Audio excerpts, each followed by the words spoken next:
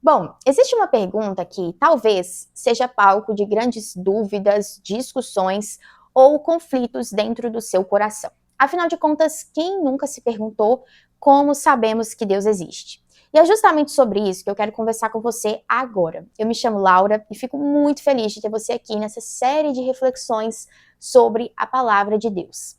Nós vamos abordar esse assunto da existência de Deus a partir de 4 tópicos estabelecidos pela teologia sistemática do querido teólogo Wayne Grudem, quando ele vai discorrer justamente sobre esse assunto.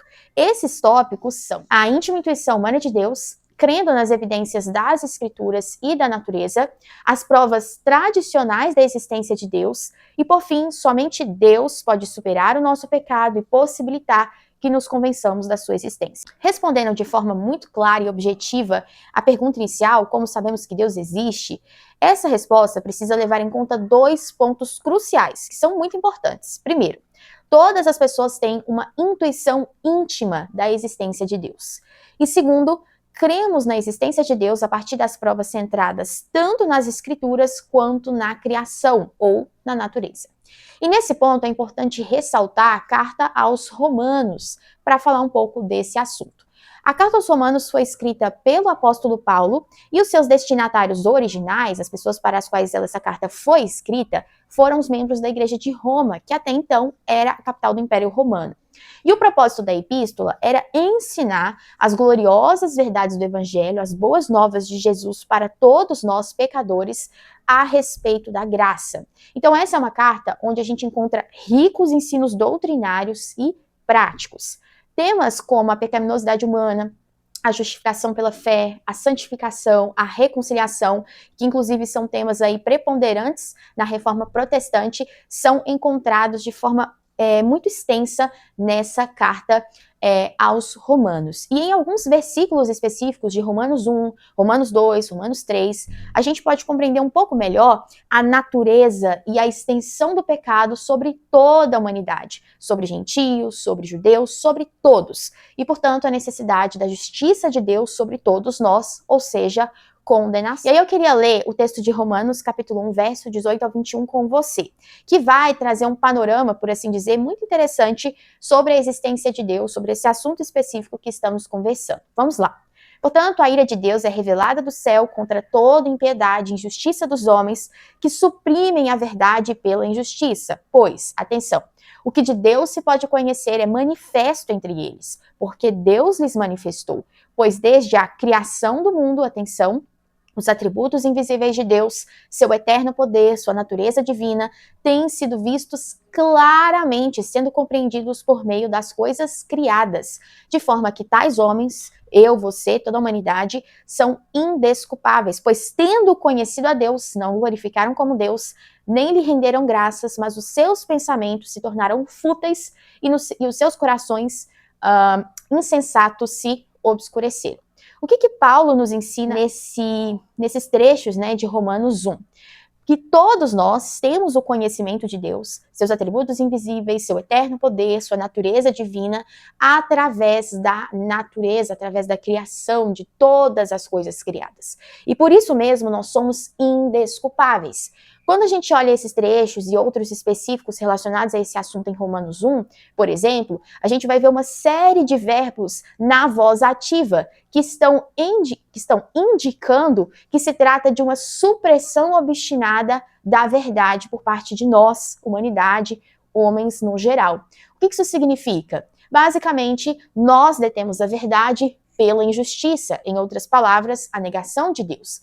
Decidimos rejeitar a verdade manifestada em todas as coisas criadas acerca da existência de Deus e do seu caráter. E isso fica muito claro quando lemos em Romanos 1 ainda, o versículo 22 adiante, que diz, dizendo-se sábios, tornaram-se loucos, verso 23, trocaram a glória de Deus por imagens feitas segundo a semelhança do homem mortal. E lá no verso 25, trocaram a verdade de Deus pela mentira e adoraram e serviram a coisas e a seres criados em lugar do Criador, que é bendito para sempre. Amém. Esse trecho das Escrituras aponta para mim e para você a dura realidade dessa natureza que nós temos completamente manchada pelo pecado após a queda de Adão em Gênesis 3. O pecado fez com que eu e você, toda a humanidade, disséssemos não a Deus. O texto do Salmo 53, a partir do verso 1 até o verso 3, vai justamente trazer essa questão. Diz o tolo em seu coração, não a Deus. Eles se corromperam e cometeram injustiças detestáveis. Não há ninguém que faça o bem. Verso 2, Deus olha dos céus para a humanidade, para todos, para ver se há alguém que tenha entendimento, se há alguém que busque a Deus. Verso 3, todos se desviaram, porém, igualmente se corromperam. Não há ninguém que faça o bem, nenhum sequer. Todas essas questões que nós pontuamos aqui a partir de Romanos 1, desses versículos específicos, estão trazendo uma explicação para o primeiro tópico que eu disse que abordaria com vocês, que é a íntima intuição humana acerca da existência de Deus. Como o texto bíblico diz, nós somos indesculpáveis, porque através da criação, nós todos sabemos que Deus existe. Todos nós podemos ter o conhecimento dos seus atributos, da sua natureza divina, e aí vai, como o texto bíblico vai discorrer. Isso me leva a pensar agora no segundo ponto da nossa discussão, que é crendo nas evidências das Escrituras e da natureza para dizer que Deus existe. Bom, a Bíblia, em toda a sua extensão, possui provas claras da existência de Deus. E, na verdade, esse é o movimento que a palavra de Deus faz a todo momento. Ela sempre parte do pressuposto da existência de Deus. Isso é o que a gente vê, por exemplo, lá no livro de Gênesis, o relato da criação, que não tem o propósito de ser um tratado científico, que não tem o propósito de provar a existência de Deus, pelo contrário, você lê o texto e ele já apresenta as obras das mãos desse Criador, já pressupondo a existência de Deus para nós. E isso me faz pensar numa frase do Wayne Grudem, onde ele diz que se nos convencemos que a Bíblia é verdadeira, e é importante ressaltar que esse convencimento ele não é natural para nós, esse convencimento é o Espírito Santo que traz aos nossos corações, mas enfim, se nos convencemos de que a Bíblia é verdadeira, então sabemos com base nela que Deus não apenas existe.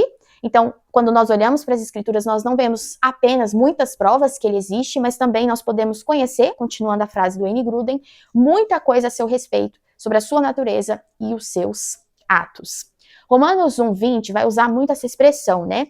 Todas as coisas, coisas que foram criadas. E aqui é uma vasta referência. Todas as coisas criadas são todas as coisas criadas, que manifestam, além da existência de Deus, o seu caráter e a sua natureza. Por quê? Somente um Deus sábio, somente um Deus poderoso poderia criar, sustentar, manter a ordem desse universo, criar tamanha diversidade, tamanha beleza. Se não bastasse, quando nós olhamos para a criação do homem e da mulher, criados à imagem e semelhança de Deus, a gente ainda mais fartamente somos expostos a esse testemunho da existência de Deus. Quando nós temos acesso através da ciência à complexidade, à inteligência humana, às nossas habilidades, emoções, comunicação, tudo aquilo que envolve a vida humana, nós temos um claro indicador de que para algo assim existir é preciso um Criador infinito e onisciente.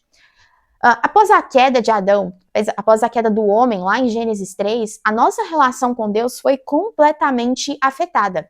Ela foi destruída mesmo. O pecado nos impede, portanto, nos afasta, nos faz duvidar, negar ou negligenciar tantas provas e testemunhos que encontramos tanto na natureza quanto nas Escrituras acerca da existência de Deus, acerca do seu caráter, dos seus atos.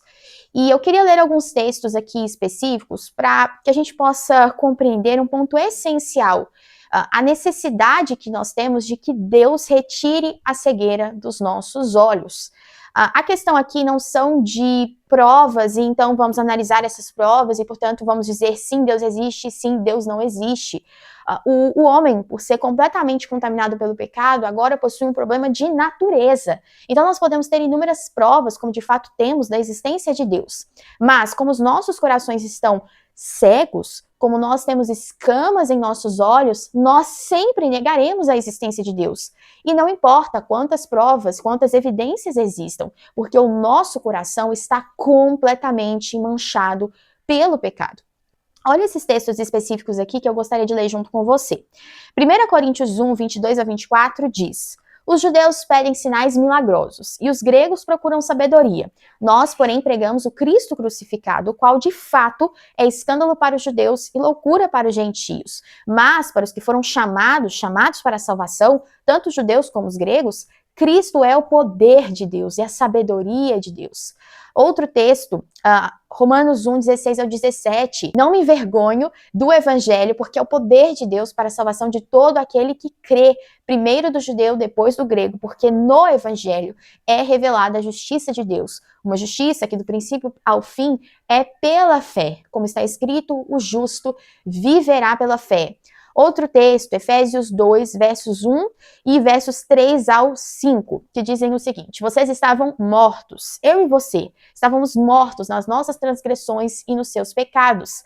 Antes, todos também vivíamos como eles, satisfazendo os desejos da nossa natureza pecaminosa, realizando as vontades e os pensamentos dela. Como os outros, éramos por natureza merecedores da ira de Deus. Todavia, e esse todavia é o que marca, né, a vida de pecadores redimidos, resgatados, Deus, por ser rico em misericórdia, por causa do grande amor com que nos amou, verso 5, nos deu vida com Cristo quando ainda estávamos mortos em nossas transgressões. Pela graça, vocês são salvos. Nós cristãos não estamos nos baseando em uma experiência cega ou alheia a qualquer prova ou evidência. Ao contrário, nós estamos firmados em uma vasta quantidade de provas confiáveis encontradas tanto na Bíblia, a palavra de Deus, quanto na criação, nas obras de suas mãos. Mas é importante ressaltar que nenhum de nós, pecadores, manchados pelo pecado, podemos de fato crer na existência de Deus e confiar, de fato comprovar essas provas, essas evidências que nos apontam para a existência de Deus, se antes nós não tivermos essa cegueira dos nossos olhos retirada, se antes o nosso coração não for iluminado pelo Espírito Santo, para que de fato nós possamos ser convencidos dessas provas e dessas evidências que existem sobre a existência de Deus na criação e também no testemunho das Escrituras, para que nós possamos crer na existência de Deus, na existência do Criador. Bom, indo para o nosso terceiro ponto, eu queria trazer aqui as provas tradicionais da existência de Deus. Ao longo da história, tanto cristãos quanto não cristãos se empenharam em analisar as evidências, em especial aquelas evidências da natureza, fazendo isso de forma muito cautelosa, muito específica, muito preciosa, a fim de convencer todos nós, as pessoas, que essa ideia de que Deus não existe é uma ideia completamente irracional. E essas provas, segundo o teólogo Wayne Grudem, podem ser divididas em 4 argumentos. Acho muito importante a gente ter esse panorama desses argumentos para que nós possamos até defender a nossa fé, para que nós possamos até trazer para as pessoas que vierem discutir para nós esse panorama histórico mesmo, que é super importante. Então, os argumentos são: primeiro, o argumento cosmológico. Toda coisa conhecida do universo tem uma causa. E por isso, o próprio universo deve também necessariamente ter uma causa. E a causa do universo tão grandioso só pode ser Deus. Esse é o argumento cosmológico. A gente tem um argumento chamado teológico, que ele é uma subcategoria do argumento cosmológico. O que esse argumento teológico vai falar? Ele vai se basear principalmente na evidência da harmonia, da ordem, do planejamento que a gente pode claramente observar no universo e vai argumentar que esse planejamento dá provas de um propósito inteligente, de uma meta, de um fim inteligente dessa criação. Como o universo parece ter sido planejado com um propósito específico e muito inteligente, deve necessariamente existir um Deus inteligente e que determinou todas as coisas que existem funcionando da maneira como elas funcionam. Esse é o argumento teológico, uma subcategoria do argumento cosmológico.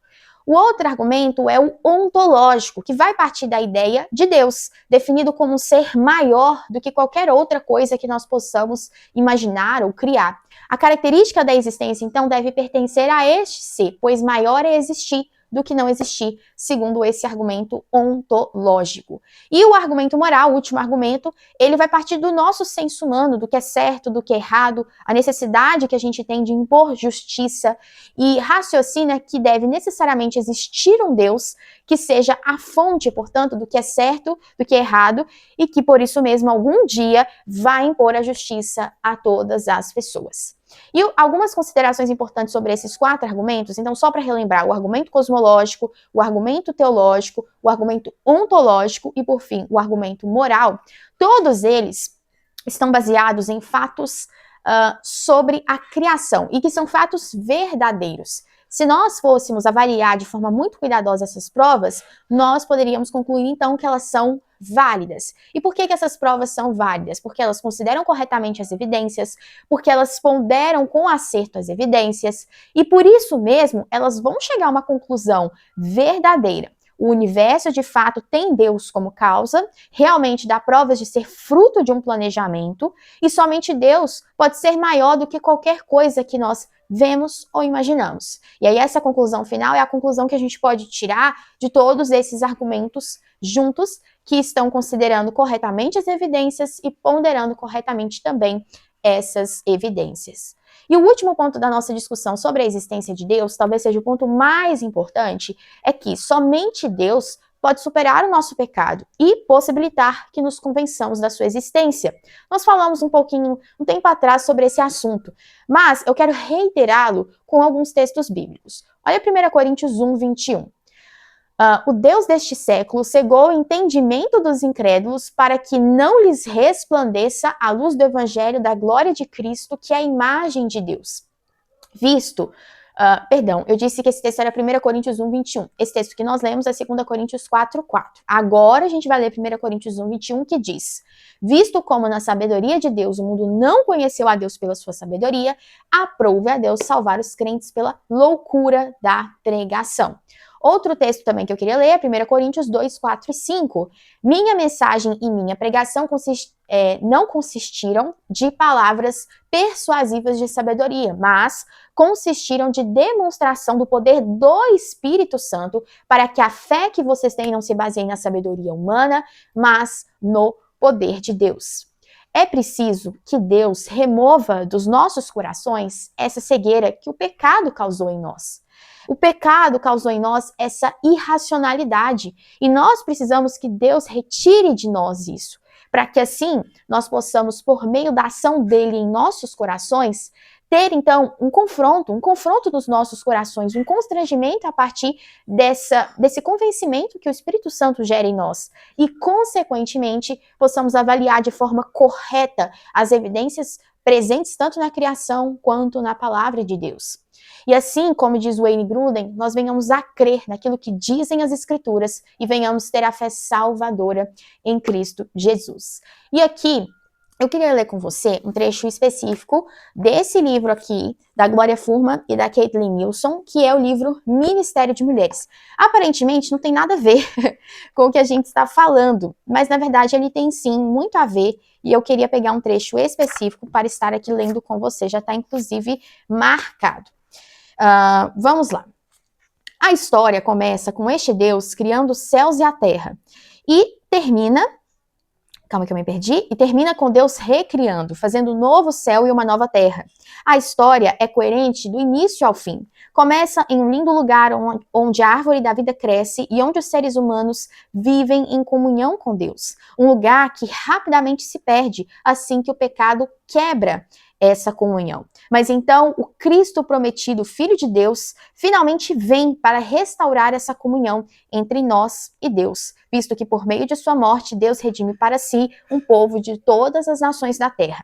A Bíblia até mesmo nos permite vislumbrar o final, esse novo céu, essa nova terra, novamente com a árvore da vida, onde Deus habita novamente com o seu povo, com Cristo ressurreto no centro, o Cordeiro sobre o trono. Então eu quero retornar à pergunta inicial: como sabemos que Deus existe? Eu dei uma resposta ressaltando 2 pontos importantes. Primeiro, Todas as pessoas têm uma íntima intuição de Deus, porque através da criação, através de todas as coisas criadas, todos nós podemos então reconhecer que existe um Criador, podemos reconhecer que existe um Deus que criou todas as coisas, e que este Deus ele é infinito, ele é onisciente, ele é sábio, é poderoso. E segundo, nós cremos na existência de Deus porque temos prova disso centradas tanto nas escrituras quanto na natureza. Porém, lembre-se, esse convencimento da existência de Deus se dá por meio da ação do Espírito Santo em nós. Podem existir, como de fato existem, diversas provas e evidências acerca dessa realidade. Porém, se Deus não retirar a cegueira que há nos nossos corações, nós continuaremos a dizer que não há Deus. Seremos tolos, como diz o texto do Salmos 53.